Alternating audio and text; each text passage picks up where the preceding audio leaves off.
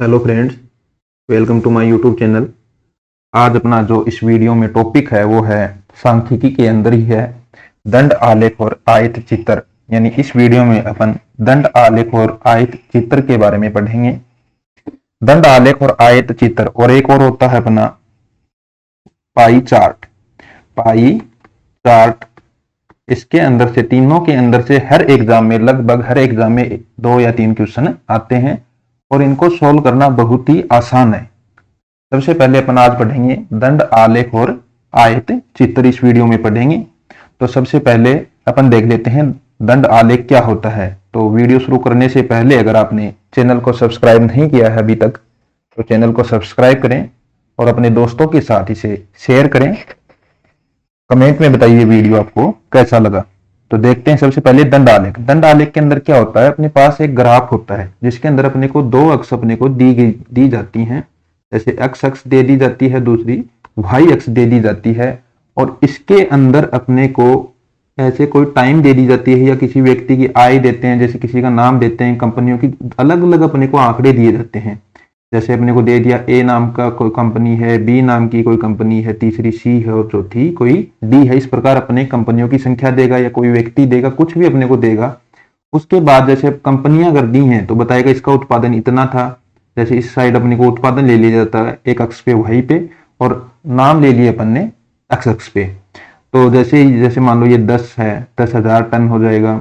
B का अपने को दे देगा इसे 12 दे देगा, फिर सी का मान अलग दे देगा और डी का अलग दे देगा। फिर अपने से पूछेगा कि ए का उत्पादन कितना है, तो अपन देख के यहां से बता देंगे ना, 10 के पास लिखा है। बी की जो लाइन है वो कितनी ऊंची है वो देख लेंगे, उसका दंड या जो अपना बार होता है वो कितना ऊंचा है, वाई एक्स पे उसको पढ़ लेंगे। ये ग्राफ अपने को अगर पढ़ना आ गया तो अपन क्वेश्चन को आसानी से सोल्व कर सकते हैं। फिर जैसे सी की पूछे तो सी का मान भी यहाँ से जितना ऊंचाई होता है उसके बराबर अपन वाई एक्स पे पढ़ लेते हैं। इसी प्रकार अपन डी को भी पढ़ लेते हैं। जो भी अपने को बाद में पूछा जाता है उसको अपन इस प्रकार सोल्व कर लेते हैं।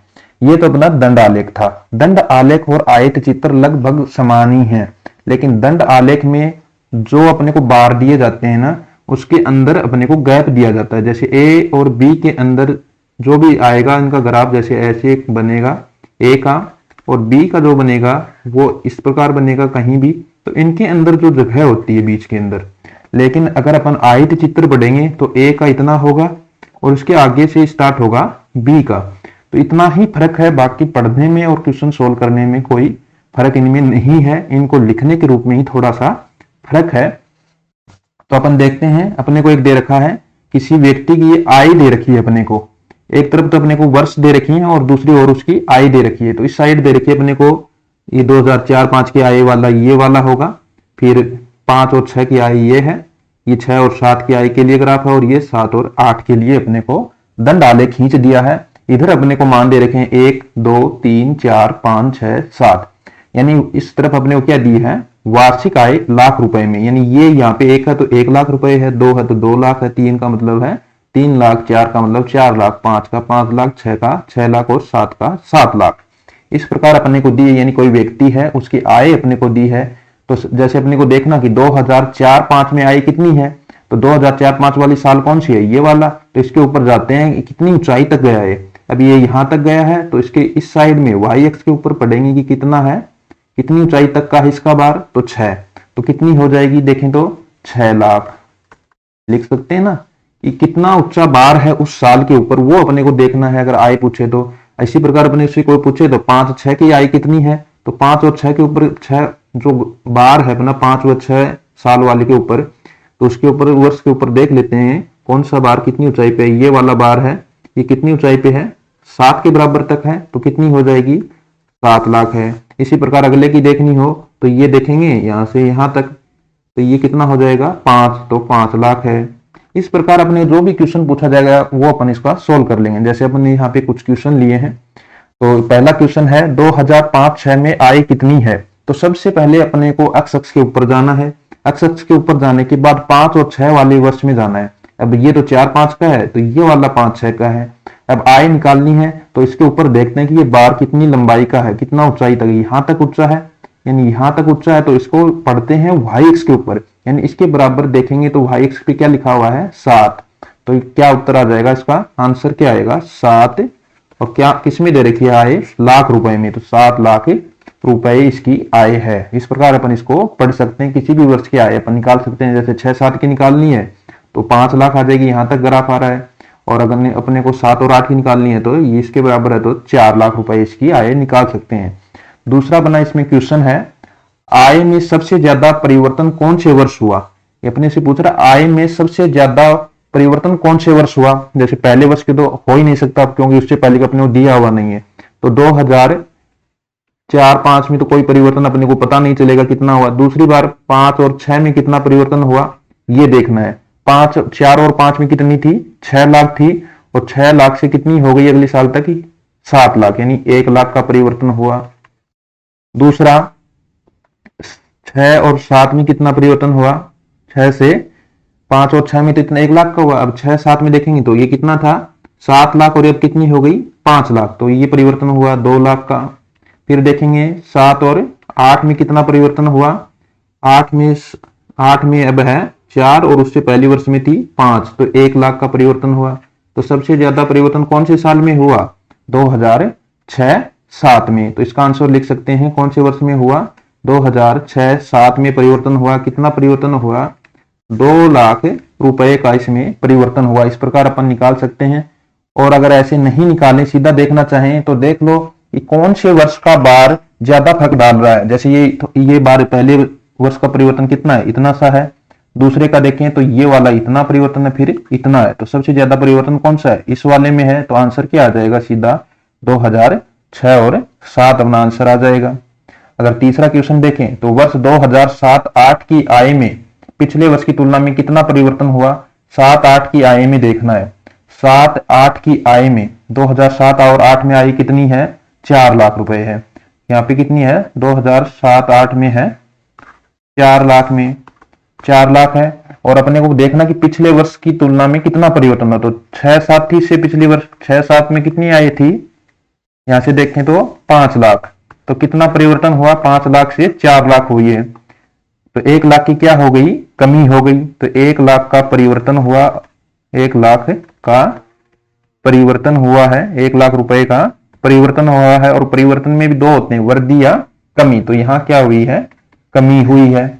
इस प्रकार अपन इस क्वेश्चन को भी सॉल्व कर सकते हैं। अगला है, इन चारों वर्षों में कुल कितनी आय हुई है, यानी कितनी आमदनी हुई है चारों वर्षों में। तो सबसे पहले अपने को क्या करना पड़ेगा? सारे के सारे वर्षों की आय को जोड़ना पड़ेगा। 4 और 5, 5 और 6 की, 6 और 7 की, और 7 और 8, ये 4 वर्ष हैं। इनकी अगर कुल आय पूछे तो अपने को जोड़नी पड़ेगी। तो पहले वर्ष की कितनी है? 6 लाख है। फिर दूसरे की 7 है। फिर तीसरे की 5 है। और चौथे की 4 है। इन सबको जोड़ देंगे। 6 और 7 13, 5 18 और 4 22। तो उत्तर कितना आ जाएगा? 22 लाख। तो इन 4 वर्षों में कुल कितनी आय हुई है? कितने लाख रुपए हुई है? 22 लाख रुपए आय इसकी हुई है। ऐसे क्वेश्चन अपन सोल्व कर सकते हैं अगर अपने को दंड आरेख अपने को दे रखा हो। इनमें ज्यादा कैलकुलेशन भी नहीं होती है। अगर अपन इनको थोड़ा सा ध्यान से पढ़ लेंगे तो अपने क्वेश्चन आसानी से सोल्व हो सकते हैं। इस प्रकार अपन दंड आलेख वाले क्वेश्चन सोल्व कर लेंगे। अपना अगला जो प्रकार है वो है आयत चित्र। आयत चित्र क्या होता है? आयत चित्र इस प्रकार का अपने को दिया जाएगा जैसा कि अपने को स्क्रीन पे दिख रहा है। तो इसके अंदर अपने को क्या बने रहते हैं? आयत बने रहते हैं। और जो दंड आलेख था ना, उनके बीच में गैप था। जैसे एक आलेख यहाँ पे दंड था, दूसरा बार यहाँ पे था, तीसरा यहाँ पे था। तो इनके बीच में थोड़ा थोड़ा गैप होता है। लेकिन आयत चित्र जो होता है उसके अंदर गैप नहीं होता है, मिले हुए ही होते हैं। इस प्रकार होते हैं। और बाकी पढ़ने का तरीका, क्वेश्चन सोल्व करने का तरीका सेम रहता है। जैसे इसके अंदर अपने को दे रखा है, वर्ग दिए जाते हैं, वर्ग अंतराल दिए जाते हैं। जैसे 10 से 20। एक तरफ अपने को भार दिया है कि 10 से 20 के भार के बच्चे कितने हैं।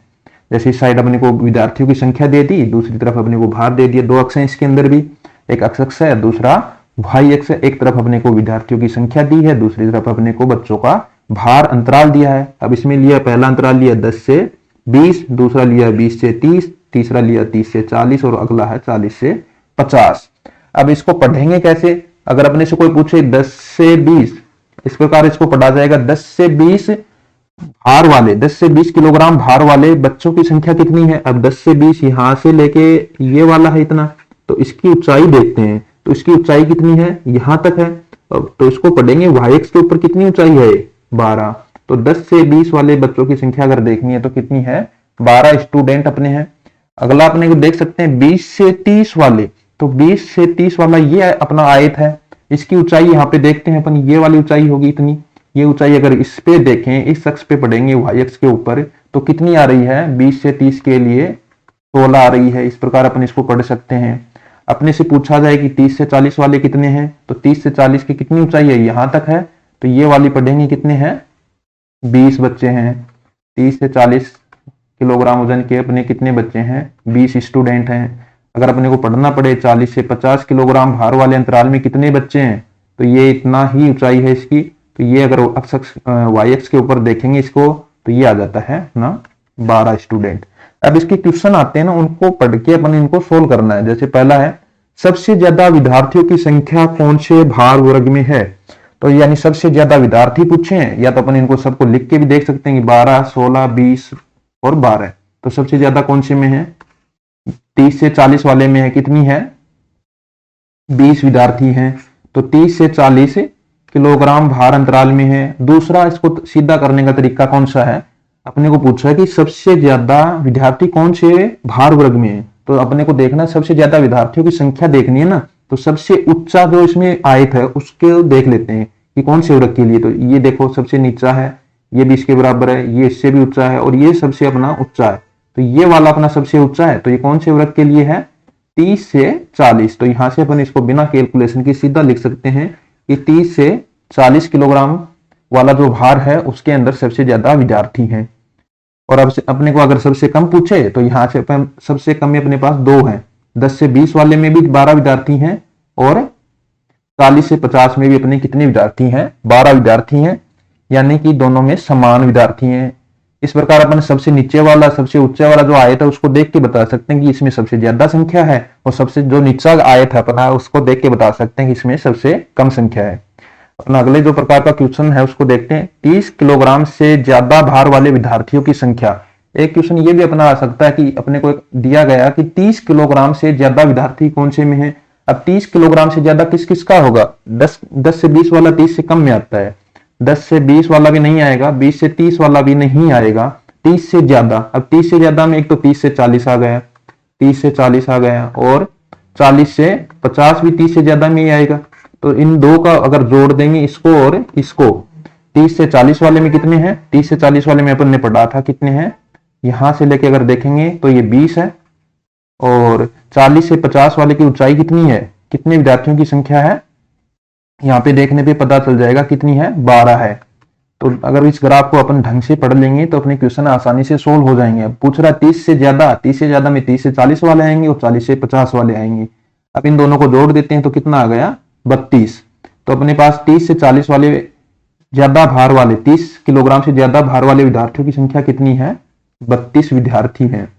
इस प्रकार अपन इसको भी सोल्व कर सकते हैं।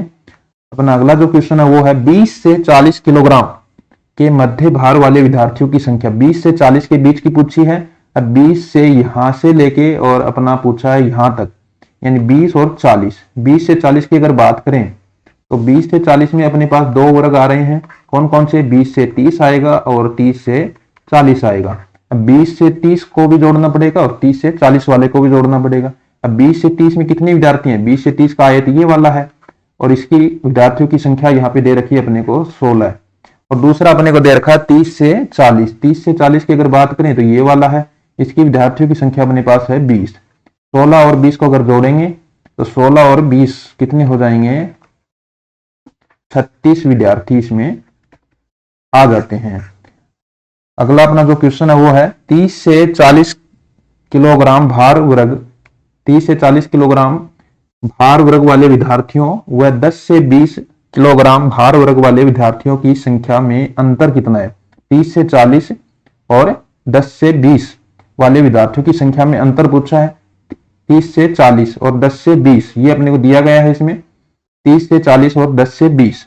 30 से 40 वाले के विद्यार्थियों की संख्या कितनी है, 30 से अगर 40 की बात करें तो 30 से 40 में विद्यार्थियों की संख्या अपने को ये देखेंगे ऊंचाई कितनी है, वाई एक्स के ऊपर पढ़ लेंगे कितनी है 20 है। और 10 से 20 की अगर बात करें, 10 से 20 की ऊंचाई बढ़ेंगे, 10 से 20 वाला आयत ये वाला है, इसकी ऊंचाई दे रखी है अपने को 12। तो इस प्रकार अपन ने पढ़ लेंगे। और इनका अंतर अपने को पूछा है, अंतर पूछा है तो इनको क्या करना पड़ेगा, घटाना पड़ेगा। कितने विद्यार्थी ज्यादा है, एक में 20 है दूसरे में 12, अंतर कितने का आएगा, 8 का।